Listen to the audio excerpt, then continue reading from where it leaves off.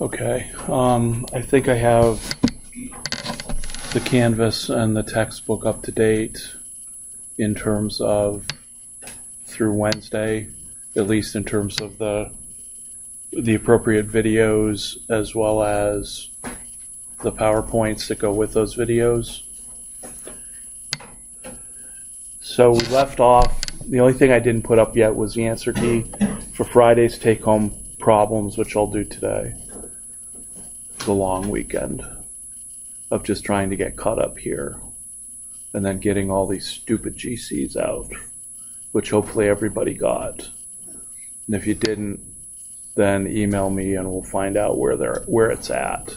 It might be in a bottle marked question mark, and there's no email for question mark. So, all right, here's where we were at on Friday, I think, in this class.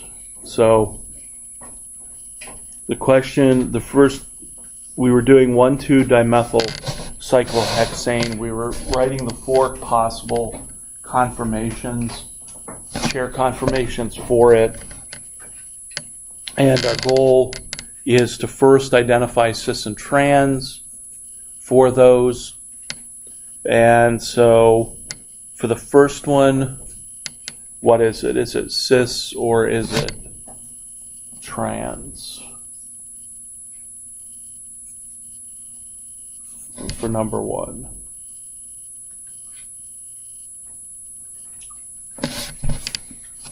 Shannon? Cis. Cis? Do we agree it's cis? Sorry.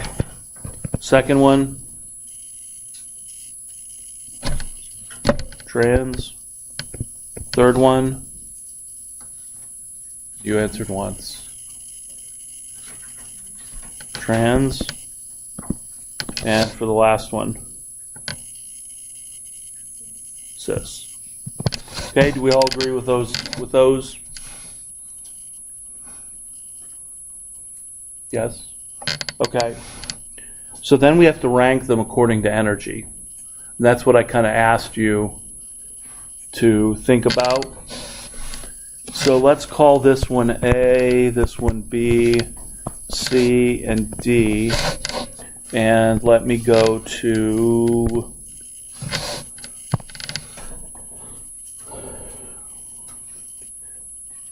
my top hat tool. Okay, anytime you want to open up.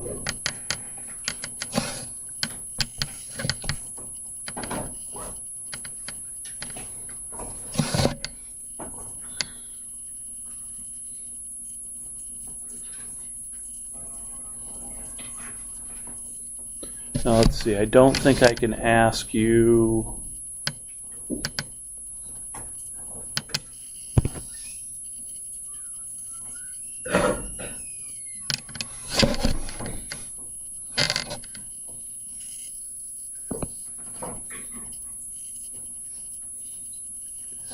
Okay, let's see, question-wise. We've got multiple choice. I have Word. If I ask you to put down the letters in order, all I'm going to get is 30 sets of letters, which I'm not going to be able to do much with. So we'll take them one at a time. So we'll make it multiple choice, and we'll go back here and say, which one of these is the least stable? A through D.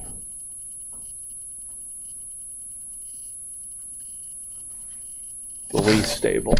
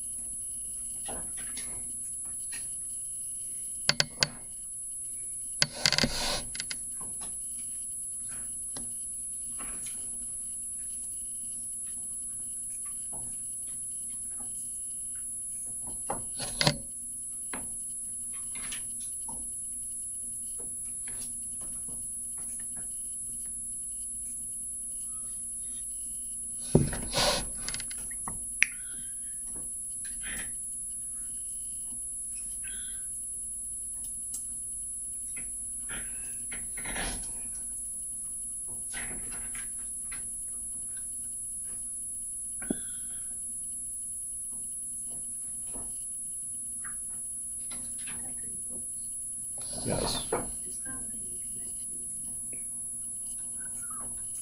Okay. Then I guess we'll ask you, after we pull up the responses, we'll ask you what you would say. I don't know. There's no more JCU guest, as far as I can tell. Although some people get it to work, I can never get it to work. There's Ed Jerome. I don't know. I don't know what's going on. I'll complain this afternoon to the ITS people when I meet with them.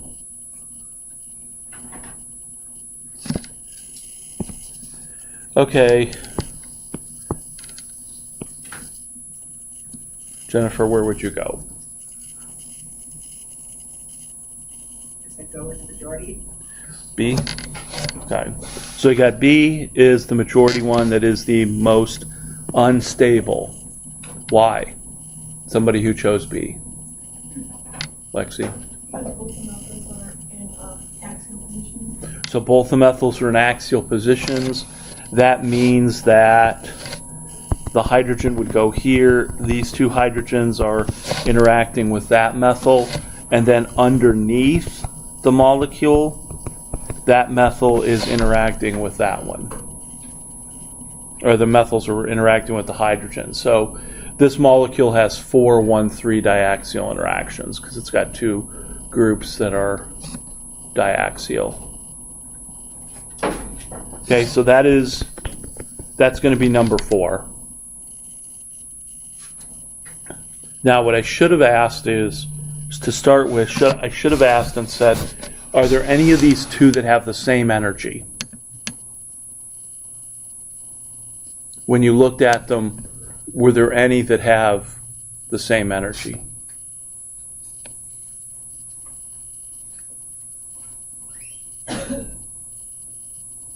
Sure. A and D. Do A and D have the same energy? Yes. Because one's axial and one's equatorial. So A and D have the same energy. Okay.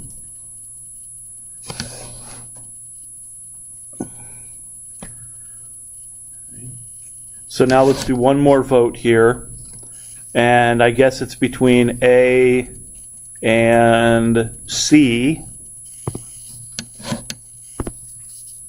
Which of those two is the most stable? Of A, meaning A and D, or C? So which one of those two is the most stable? A and D or C?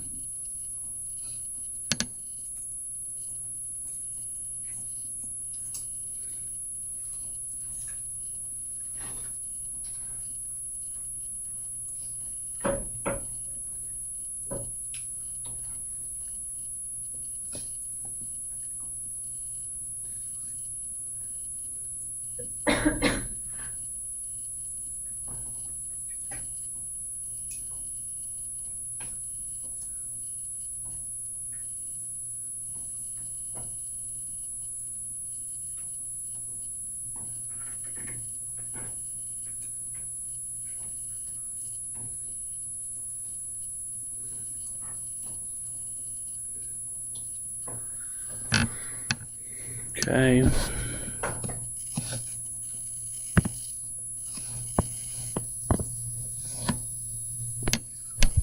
A huge majority of C is the most stable.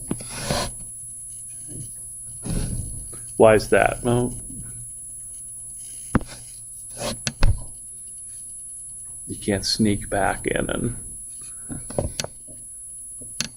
change your answer. I'm not grading them according to whether they're correct or not. So when I pull it up and you see the majority, don't take your answer back into the other one because you're getting credit for it no matter what. Yes.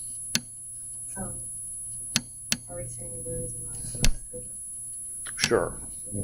Well, both groups are,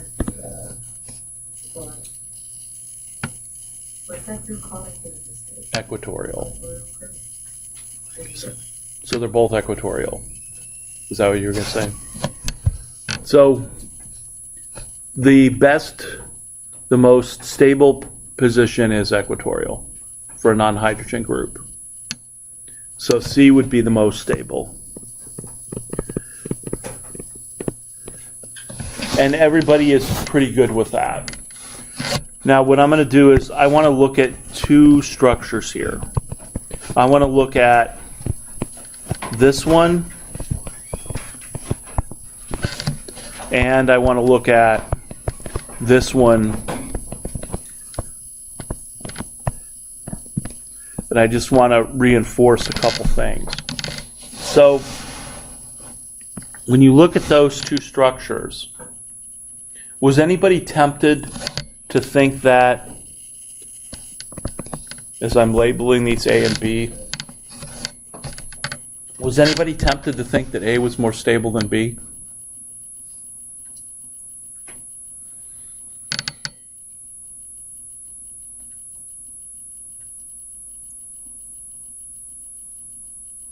Why were you tempted to say that A was more stable than B? They're in opposite positions. And we would call that what?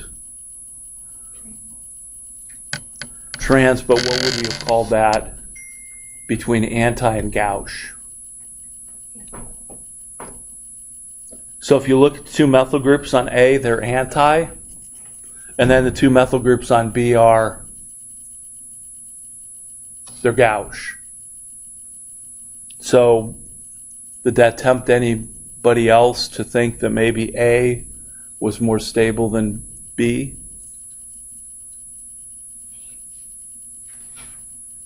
It's tempting, right? Except it's not correct. So why is it not correct? It's not correct because when the groups go anti in a cyclohexane ring, they have the 1,3 diaxial interactions on both sides of the ring. So one of the things, if I do this, usually if we do this on the fly, and I don't necessarily tell you the rules ahead of time, I can get a lot of people to go for A. Because that was the rule for acyclic compounds. That was the rule for Newman projections. So when we change compounds, we have to change the rules. So anti was most stable when there was no ring. Once we have a ring, the rules change. So that the groups, and energetically, if you looked at this, energetically, this gauche interaction is worth 1,3 diaxial interactions.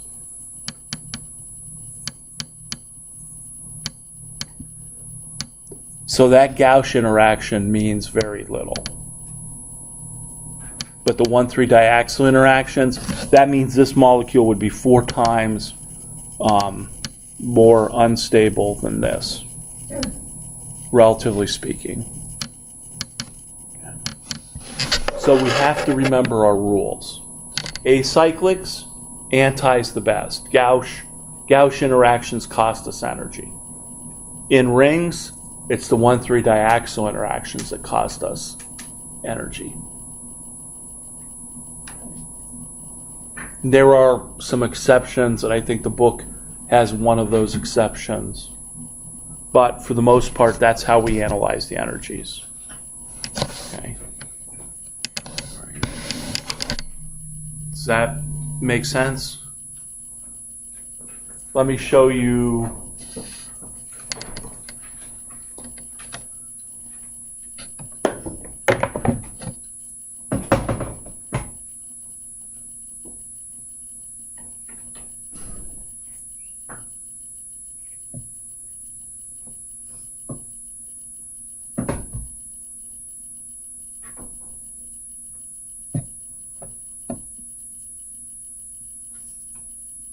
Okay, so actually if I model this, if I use the computers to do calculations on this molecule, this is the diaxial 1,2-dimethyl with the two diaxials. And bless you, you can see it's 7.5 kilojoules per more unstable than having the methyl groups nice and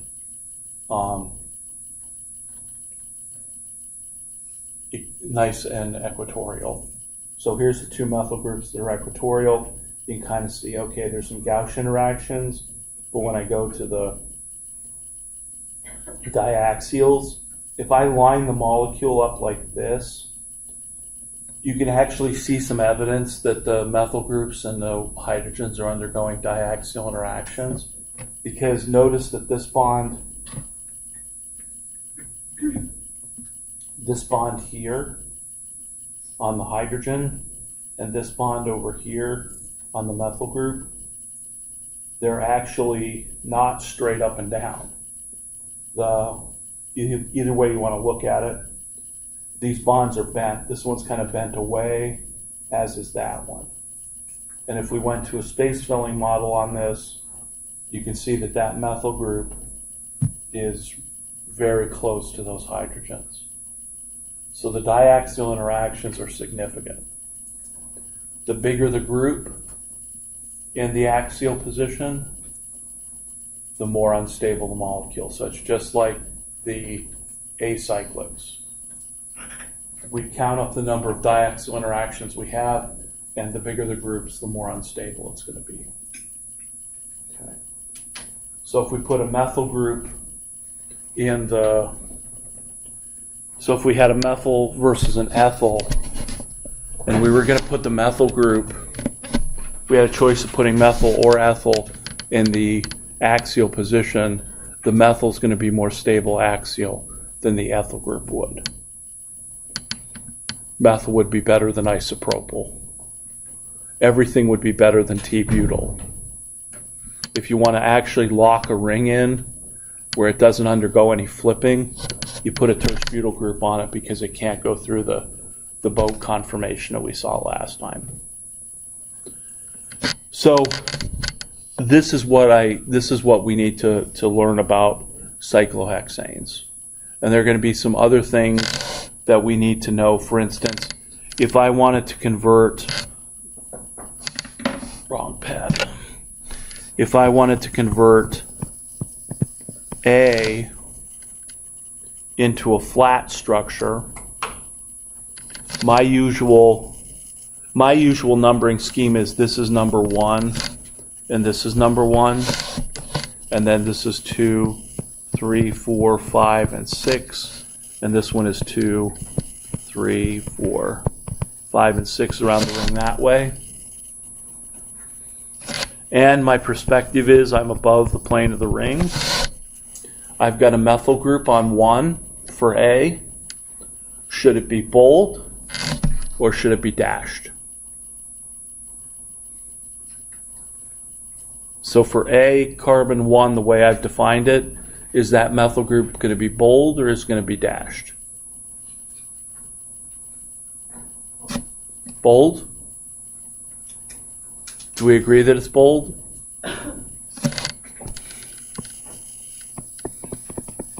And it's bold because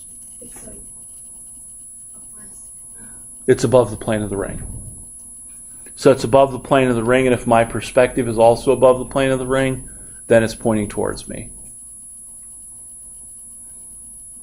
And what would the methyl group on carbon 2 be? Bold or dashed?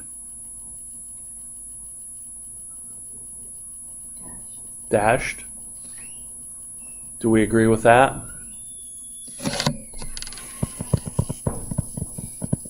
Because again, that methyl group is above or below the plane of the ring. It's below. So that's the other thing we're going to have to be able to do with cyclohexanes, is we're going to have to be able to convert from the chair into this flat representation with bold and dashed wedges. Okay. So a couple things as you're looking at these.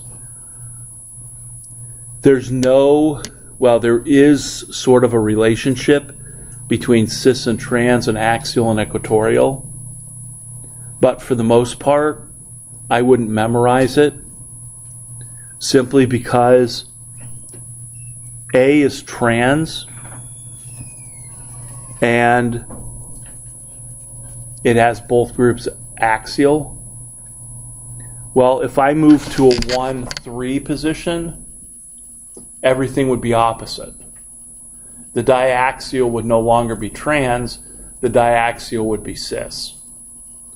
So when you're looking at these molecules, cis and trans is going to be dependent on the relative positions of those two groups. And so you need to look at the structure in order to determine that. Sometimes they'll both be axial. Sometimes they'll both be equatorial. Sometimes it'll be one of each. It depends on whether it's 1-2, 1-3, or 1-4. And so you could go through and memorize all those combinations and then forget them. Or you can kind of look at the ring and begin to see from the perspective of what's above, what's below, and then for each one you can determine is it cis or trans from that information.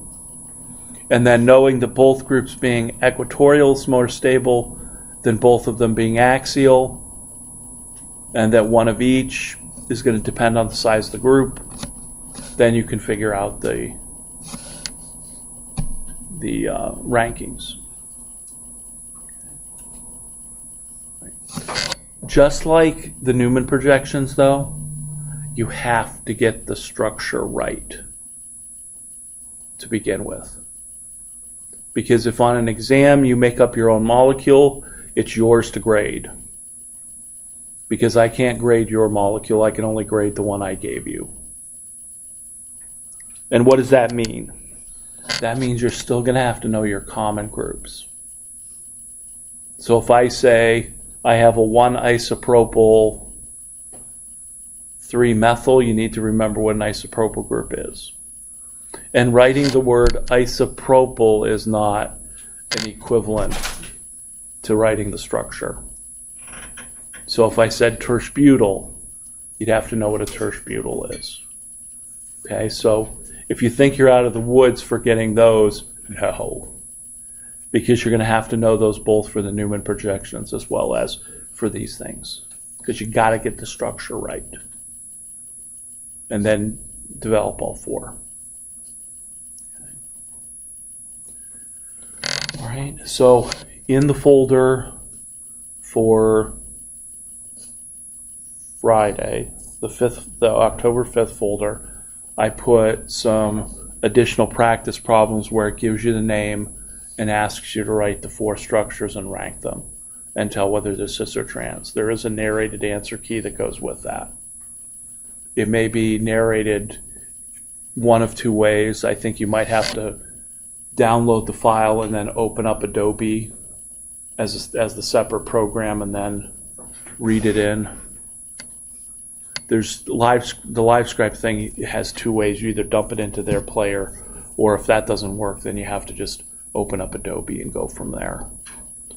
So there's more of those problems, and I'll think about a good one for a take-home quiz for Wednesday. But is everybody okay with this? I mean, I need to check, and so that's what the take-home quiz will do. But there's additional problems there along with whatever's in the book. So then that ends chapter 5. So then we go to chapter 6. And the beauty of chapter 6 is that it starts with cis and trans and E and Z, and how you do E and Z, including all of the information that they forgot about in chapter 3. Like, how do you handle a multiple bond? Or chapter 2. How do you handle a multiple bond? How far down the chain do you go? But fortunately for you, we talked about all of that. So the first part of chapter 6, we've already done. Now, you may have to brush up on it, but we've already done that. And that's good because now our next topic is going to be stereochemistry. And for stereochemistry, there are several types. For instance, there's cis-trans stereochemistry. Cis-trans stereochemistry can happen in a double bond. We now know that it can happen in a cycloalkane ring.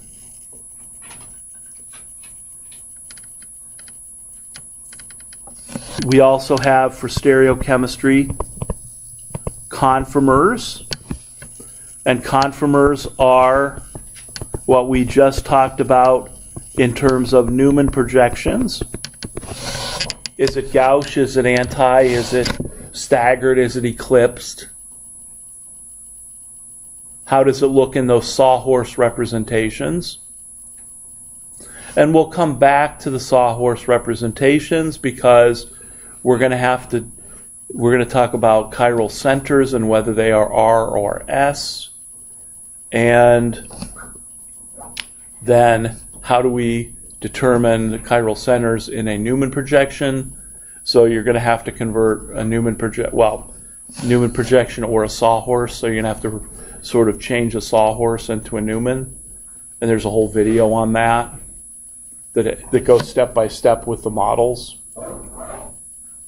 So it's like, here it is on paper, here's the model. Let me turn the model, let me write what it looks like on paper. That apparently has gotten ones of likes from outside students. Because occasionally I get an outside student who'll say, oh, that's really helpful. Like, who are you? What school do you go to? Why are you on my YouTube page? I don't get any extra money on that, so. But conformers would be another type of stereochemistry. The new type of stereochemistry is what's called chirality. And chirality is basically going to be handedness. So I can actually draw molecules that are mirror image isomers of each other. So let's say I have these two molecules. And the way I've drawn them, they're mirror images of each other. And there is no way that I can overlay those two tetrahedra on top of each other so that the groups will line up. And in the video and the PowerPoints, I think I have models that show that as well as your book does. That if you have mirror images, like your hands, I can't overlay them and make them the same. And I have to overlay them in the same orientation. This is not allowed. So I got to do that. So this handedness leads to some important chemical and physical properties. Chemical property-wise, these molecules may react differently. Okay? And this is incredibly important in biochemistry, in molecular biology, in genetics, in drug design, that these different handed molecules can react differently. But they will only react differently if they're reacting with another molecule that's in a handed form. The best example I can give you of that is, because winter's not that far away, that when we have gloves, right? In the lab, there's no box of left and right-handed gloves, are there? They're all the same. Because those gloves basically are symmetrical. They have a mirror plane of symmetry that passes through the glove. So if I laid the latex glove like this, and I passed the mirror plane, if I passed the plane through the center of the glove horizontally, it would be the same top and bottom. So that glove is an achiral object. This is a chiral object. So when my hand reacts with an achiral glove, either hand can go into the glove. But now if you have your normal winter gloves, where the thumb is in a little bit different position and there's no mirror plane, it's really hard to put a left-handed glove on a right hand and vice versa, because now the gloves are chiral. So the chiral molecule reacts differently with the two possible chiral gloves. And that's a huge issue in biochemistry and in drug design. In lab, we're going to isolate later on in a couple weeks, we're going to isolate the compound, the active ingredient from an Aleve tablet. And the Aleve tablet actually is one of drugs that's actually made in a chiral form, so that one of the forms cures up your headache, the other form or relieves inflammation or whatever it does. And then the other form actually has some liver toxicity that we should worry about. But they never make the molecule in that other form. Back in the 60s, there was this drug called Thalidomide that was used as a sedative for pregnant women. And one of the handed forms caused birth defects, they found out later on. And the other one was responsible for the sedative effect. And as soon as they were aware of that, that got yanked off the market with just horrendous result. Don't Google search that. But it caused a lot of traumatic birth defects. And then somebody could have said, well, why didn't they just make it in the one form and bring it back on the market? And apparently they've done that, which my legal team would tell me don't ever do, because, if it gets in your system and it changes into the other form, it's just as bad as having it in the two forms to begin with. So the warnings on that are probably a whole commercial in itself. How they're always like, it has this side effect and blah, blah, blah, blah, blah. Well, that would be the entire commercial. Like, pregnant women shouldn't be in the same county as this drug. And so, but it's back on the market. It was like in the top 100. So handedness is incredibly important. All of our sugars are in one-handed form or another. Our proteins are in one-handed form or another. Enzymes are in one form. Amino acids are in one form or another. And if you change that form, if you changed all the sugar from one form to the other, we couldn't metabolize it. Then we would die. That's the Allison Wonderland question. It's a popular question people ask, where they'll be like, if Alice went through the mirror and everything was opposite in the world she goes into, what would she eat? How long would she live? Because all the sugar she couldn't eat. She could eat them, but they wouldn't be metabolized because everything's not correct. So chirality is the important part of organic chemistry. That's what goes into biochemistry. So that's what we're going to talk about, these two-handed forms. So the first thing is, how do you get two-handed forms? How do you end up with two forms that are they're mirror images but not superimposable on each other? Well, there's two criteria. Number one, you need what's called a chiral carbon. What's a chiral carbon? A chiral carbon has 4 different groups attached.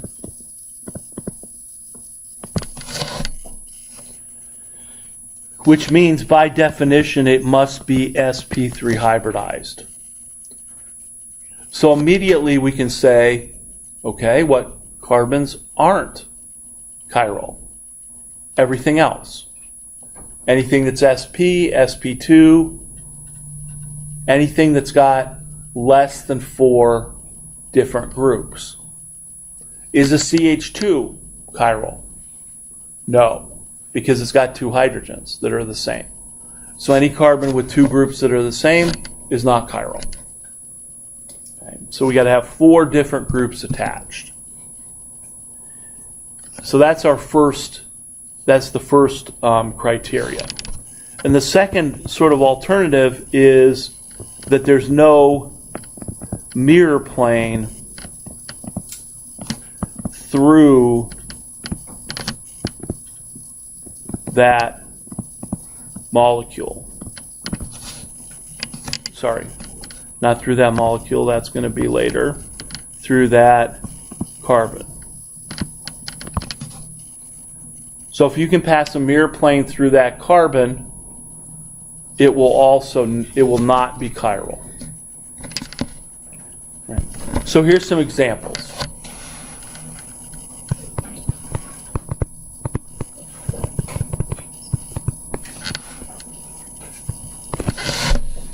Two bromobutane.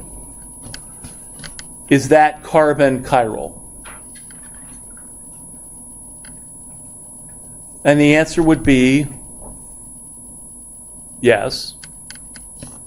Why? Because it has a methyl group, a hydrogen, an ethyl group, the entire ethyl group, and a bromine. So does it have 4 different groups attached to it? Yes. Can I pass a mirror plane through that molecule and cut it in half and go through that carbon? No, I can't. You could say, but what if it was CH3, C, Br, H, CH2, CH3? What if I did that? Not a mirror plane, because the top and bottom halves aren't the same. So this would be an example of a chiral carbon. That molecule can exist in 2 different forms, a left-handed and a right-handed form. We can go to things like rings. So I could say, is that carbon chiral? And my answer would be no. And you say, well, why not? You put a bold and dashed wedge in there. Yeah, so just because it has bold and dashed wedge doesn't mean it's chiral. So if I look at that, if I wanted to say, well, do I have, even if that's a CH3, do I have 4 different groups attached to that carbon? Yes. I don't. Chlorine, methyl. Now on this side, I've got a CH2 and a CH2. But here's where the beauty of doing EZ and the Con-Ingle prelog sequence rules come into play. That's why they should have left them out of Chapter 2 and put them in Chapter 6. But if we do those before we do chirality, then you would know that if they're tied, we need to go to the next group. And if this was an EZ problem, you'd say, oh, CH2, CH2, but what's attached to that CH2? What's attached to the CH2? So now we would go on, another CH2 and another CH2. Still tied. Oh, they end up in the same place. So this entire group is the same as this entire group. That carbon has 2 groups that are the same attached to it. It ain't chiral. You could also say, how about a mirror plane? Sure, I could pass a mirror plane right through that molecule, because now what we know about chairs is that the chlorine and the methyl group are in the same plane. So the mirror plane would cut through half the chlorine, half the methyl. It would be exactly the same on both sides. So this one, not chiral. On the other hand, if I say that chiral, if I make that a chlorine and this one a chlorine, now all of a sudden I've made 2 chiral centers.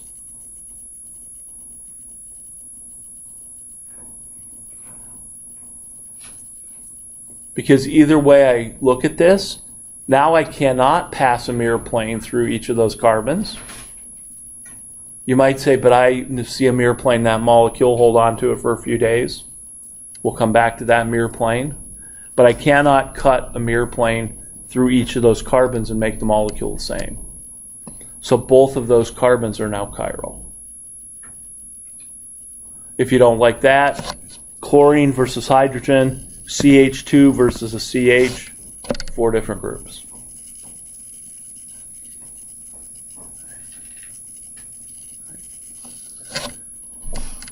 So as far as the molecule goes, its total number of stereoisomers, the total number of stereoisomers equals 2 to the n power, where n equals the number of chiral centers, or chiral carbons. So when a molecule only has one chiral center, it can exist in 2 forms. What I'm going to call at the moment left and right-handed. If there's 2 chiral centers like this molecule, this one can now exist in 4 different stereoisomeric forms. And so it goes up exponentially. And this becomes important because some of the drugs, particularly ones that are derived from natural sources, might have 10 chiral centers in them. And it may be that each one of those chiral centers has to be in each one of the 2 forms in order to make that drug active. So you would literally have 1 stereoisomer out of 2 to the 10th that are active. And the rest may not, or the rest may do harmful things. So that gets to the whole idea here of chirality is there's a specificity to it when they react. And 2 chiral forms, as in the case of thalidomide, may react differently. This is also true for like the clove oil that we made didn't have any chiral centers in it, in the 2 molecules that we made, or that we extracted from the cloves. But something like lavender, and I'll talk about this next Monday, because I'll just live lecture. I usually live lecture after fall break, so that there was no video to watch or anything. But like something like lavender has one key component in it, and that component has one fragrance or one description when it's in one form and another description in another. So that means that we have chiral molecules in our nose that are able to discriminate between those and provide different sensations. So chirality is literally all around us. I mean, there's nothing we can do. We're made of chiral molecules. We ingest chiral molecules. We smell chiral molecules. We take chiral molecules. Even an ibuprofen. There's a chiral form of ibuprofen that'll cure your headache in 20 minutes versus the 50-50 of the 2-handed forms, which takes about an hour. So, but then the drug companies have to make sure that the molecule that you're excluding doesn't all of a sudden be formed in your stomach or in any of the metabolism. So chiral drugs are useful. There's a lot of testing that has to go into them, or else you end up with a thalidomide situation. So we'll talk more about that next week as well. So in my couple minutes left, let me set the stage for what we need to be able to do here. Because the left and right-handed form isn't very descriptive. If I had my 2 bromobutane and I have it in a chiral form, and I said to another chemist, oh, I have the left-handed form, they would say, what are you talking about? So what we have actually two levels of how we can describe chirality. One is literally left and right-handed. One is to use the term L and D for levo and dextro, which is left and right. But this is going to be done in terms of a physical property called optical rotation.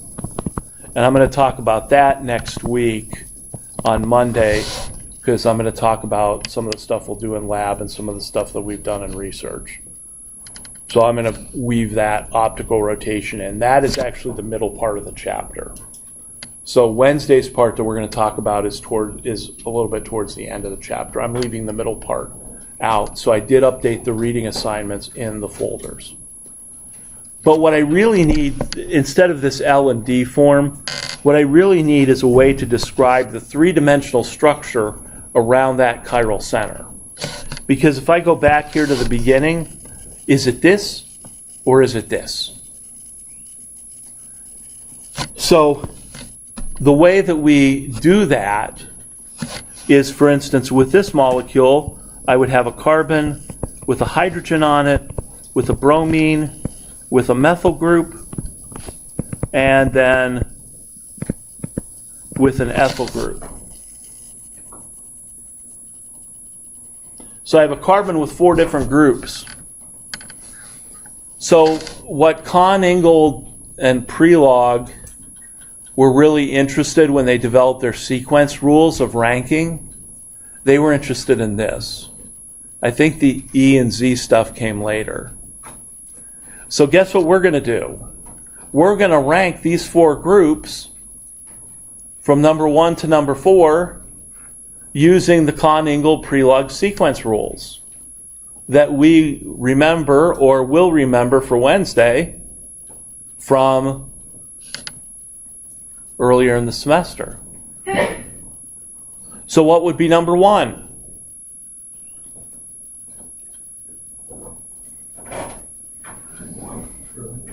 We've got a bromine versus a carbon versus another carbon versus a hydrogen. Bromine's number 1.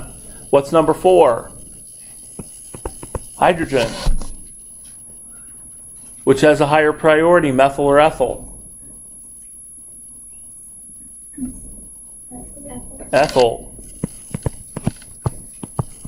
Great, we can do that, or we will be able to do that. And if we do enough practice, we'll be able to do that very quickly. But that's just step 1. Step 2 is going to be, I need to put 4 behind me. When I look at it, I want 4 on the dashed wedge. So now I got to think about manipulating this molecule. So that's the second step. The first step, hopefully, if you go back and remember how to do Kahn-Ingold-Prelog sequence rules from E and Z, hopefully step 1 we're already in control of. Step 2 is just manipulation. So there's a number of resources. One of the ways I'll show you how to do this is group switching. There is a chapter from Organic Chemistry for Dummies version 1 or volume 1. There is a volume 2 that goes with that. So there's a chapter from that called Stereochemistry for Dummies. And so it's the only place that I will show you one method that it's been documented.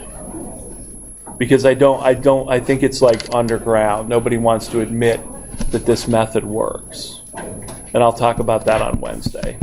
So I'll send out an email with the cyclohexane take-home quiz. I'll do that in about an hour. If you have any questions, come and see me. Otherwise, I'll see you on Wednesday.